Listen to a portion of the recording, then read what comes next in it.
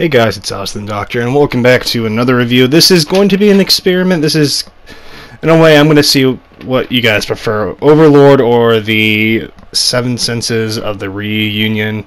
But yeah, it's gonna, I know this is a bit late for OverLord, and if this actually video does better than the other one, I'll start just pushing back everything. No Friday videos, but Tuesday videos for OverLord. And truthfully, I'm going to be completely honest, I don't know if I'm going to trust OverLord, because the last season I didn't really enjoy, so that's why I never did the covering of that one, because I couldn't stand the lizards. But yeah, anyways, let's begin things off with what happened. Well, Ainz gives out his gifts to his servants, and well, of course we have I keep forgetting the lady's name, the spider lady request for humans. I think that's what, as I said, I'm not very good with the names, but after we see Ainz take a slime bath after the opening, I'm going to be honest, the opening's not that great. I still love the first opening, and I don't know, people enjoy it, I don't personally. I think it's completely bad, but that's my opinion. And we see after that the females kind of have a day off while Ainz is kind of setting up this inner network of information for, we find out later on, the actual males. Then we see Albedo and Shelter and I keep forgetting, I think it's Marie, I think. If I'm incorrect, someone will probably correct me, but most likely that's her name, I feel. But anyways, we see them kind of working together, and Albedo summons a bicorn, and Shelter asked the question, what's its name? And she was kind of confused. It's bicorn. And she basically, Shelter's like, no, what's its name? And she goes, how do I know it's going to be the same bicorn every time I summon it? And we kind of see this disconnect, and it starts to set up after for a big thing at the end. But anyways, we see Albedo, I don't even know how to pronounce her name, I'm being honest, so bear with my horrible pronunciation. But we see her kind of say, if Lord Ainz allows me to, I'd name it the top of the world, kind of a hint to Ainz.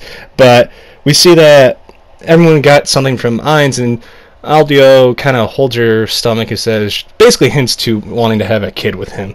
And then we see that Albedo can't ride the bicorn, and it's because she's a pure maiden, because she's for some reason pure, I guess, and then she's a succubus. I was kind of happy to find out she was a succubus, because the whole time I was confused at what she was.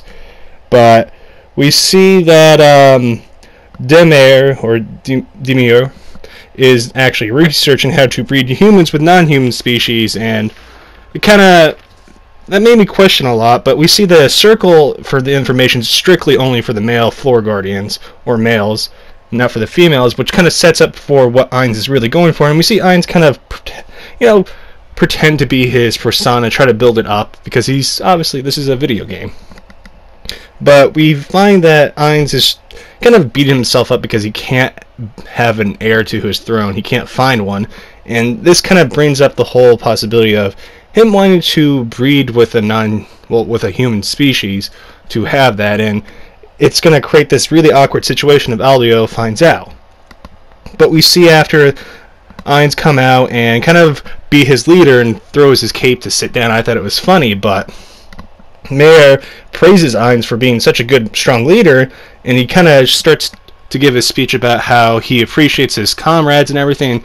There's no need to hold back, kind of thing. Then Albedo, out of nowhere, just starts to go really crazy and jumps on top of Ainz and tries to have a kid with him. She completely fights off the the guards around him. I think it was the assassins, and she's super strong.